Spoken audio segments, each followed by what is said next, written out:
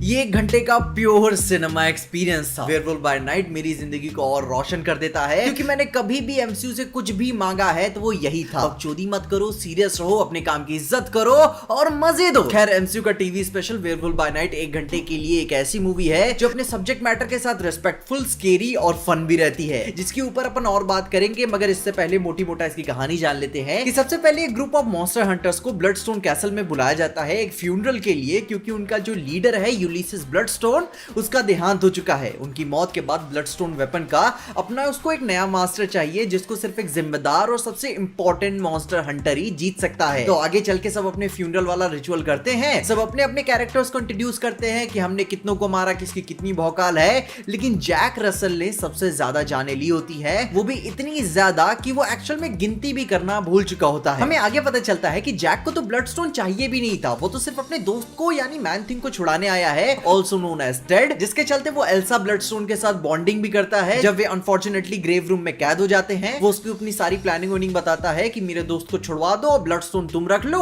आगे चल के वो डील करते हैं और काफी खून भी बहता है और टेड आजाद होके भाग जाता है। मगर फिर पता चलता है कि ये सारा खेला एक्चुअल में जैक के लिए रचा गया था। वो बाकी मॉन्स्टर हंटर्स उसके टेरर को जानते थे, क्योंकि ये अपनी इंसैनिटी से अपने ही जात के लोगों की जान ले रहा था, जिसको जाने अनजाने में एल्सा ने मदद की, क्योंकि उसे यहाँ पे नहीं रहना था। तो वो अब इसके साथ गेहूं के साथ घुन की तरह पिसेगी। दोनों को फिर केज में बंद कर दिया जाता है, जहां वेरूसा ब्लडस्टोन वेपन से वेयरवुल्फ को फुल मून से पहले ही जगा देती है, जहां फिर कैसल में मौत का नंगा नाच होता है। जैक ने पहले ही वार्निंग दे दी थी कि कोई मर्सी नहीं होगी और वो किसी को नहीं छोड़ेगा सिवाय एल्सा के, क्योंकि वो उसके दिल में उसके लिए एक सॉफ्ट साइड हो गया था। वो उसे ना मारने के लिए सब ट्राई करता है, उसकी स्मेल भी सब ले लेता है, क्योंकि पास्ट में एक बार उससे ये काम कर गया था। अपने वेयरवुल्फ भैया खूबसूरत लड़कियों के लिए थोड़ा सा सॉफ्ट साइड तो रखते ही। खैर, एंड में एल्सा को बचाते हुए अपने टेड ड्यूस एक्स मैकिना की हेल्प से प्रकट हो जाते हैं, जो कि एक्चुअली में वो आधे रास्ते में जाते हुए सोचा होगा कि भाई यार मेरा दोस्त कहां पे है जिसने मेरे को छुड़वाया था। खैर, वो चीज मैन थिंग की मेरे को काफी स्वीट लगी। दोनों एकदम भाइयों की तरह एक दूसरे के साथ एल्सा की बात करते रहते हैं। जैक भी उसका बहुत ही ख्याल रखता है, जिसको लेकर दोनों एक दूसरे को बहुत सपोर्ट करते हैं। जो कि गुरु, अब अगर यहाँ पे कैरेक्टर बॉन्डिंग्स की बात करें तो इस स्पेशल में कैरेक्टर्स की बॉन्डिंग सच में बहुत ही स्पेशल थी। अपने टेड और जैक की केमिस्ट्री तो स्वीट सी थी, मगर उसके ऊपर से आपको एल्सा और जैक के बीच में वो ग्रोइंग केयर समझ में आ जाता है, जो कि अभी वो प्यार नहीं है, बस शुरुआत है। जो कि ये एक बेहतरीन एक्टर की निशानी है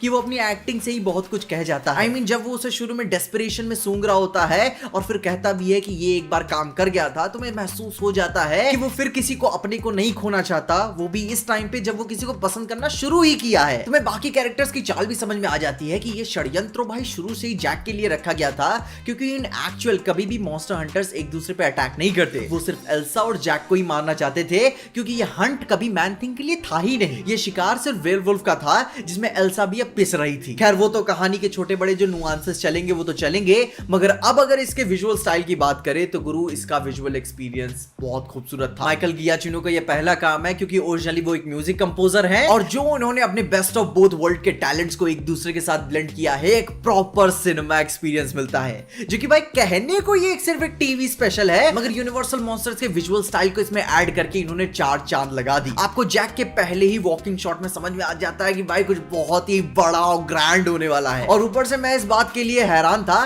कि इन्होंने जिस कैंपी स्टाइल के स्टाइल को उठाया है, मगर इसे बहुत ही ज्यादा कैंपी यूज नहीं किया है। ये बकचोदी नहीं करते, ये बहुत सीरियस रहते हैं और साथ में ही एडवेंचरसली फन रहते हैं। आपको मजा आती है और जब कहानी खत्म होती है तो तुम्हें फील होता है कि अपने मॉन्स्टर यूनिवर्स में कुछ बहुत ही भारी इनपुट तो नहीं दे रहे हैं, मगर इन कैरेक्टर्स को इंट्रोड्यूस करने का मैं तो कहूंगा ये बेस्ट तरीका था। अब देखो भाई, जब मार्वल ने इसे सबसे पहली बार अनाउंस किया था तो मैं शुरू में बहुत स्केप्टिकल था कि भाई जैसा इसका म्यूजिक यूज किया गया है, जैसा कैंपी स्टाइल को उठाया गया है, वो भी बहुत ही पुराने वाले स्टाइल को, तो भाई एक्सपेक्टेशन मेरी बहुत ही लो हो चुकी थी, क्योंकि भाई उसकी क्वालिटी वही थी, कॉमेडी करेंगे और ऊपर से वर्स्ट कैंपी कॉमेडी करेंगे, मगर ये अपने एक्सपेक्टेशन पे पूरा खेल जाते हैं। मैं एक्शन तो कुछ भारी एक्सपेक्ट नहीं कर रहा था, वॉयलेंस में भी कुछ ज्यादा उम्मीदें नहीं रख रहा था, लेकिन हाँ, ये तुम्हें सरप्राइज करती है, एमसीयू लेवल का सरप्राइज करती है। जो कि कहा तो जा ही रहा है कि ये क्लासिक हॉरर को एम्ब्रेस कर रही है, मगर कुछ ऐसा प्रॉपर हॉरर मेरे को फील नहीं हुआ। लेकिन हाँ, जो ये सीरियस टोन सेट करती है वही इसकी सबसे बेस्ट बात है। इसकी लेंथ की वजह से थोड़ा जल्दी जल्दी फील होता है, मगर आई फील की अच्छी बात है इसकी कि इतना अच्छा लग रहा था कि हमें और चाहिए था। मार्वल का फेज 4 का ये रिस्क बहुत ही बढ़िया था,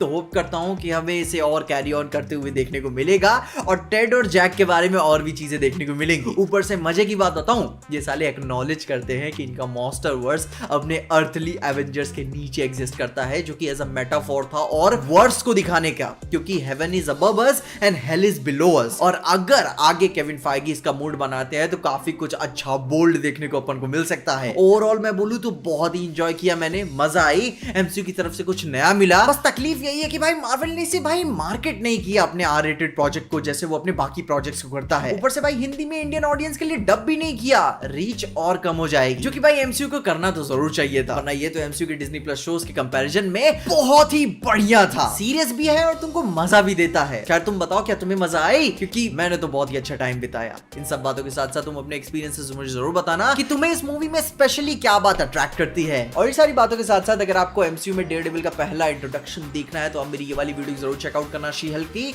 आपको सारी चीजें जानने को मिल जाएंगी। और तब तक के लिए देखते रहिए पीजे एक्सप्लेन।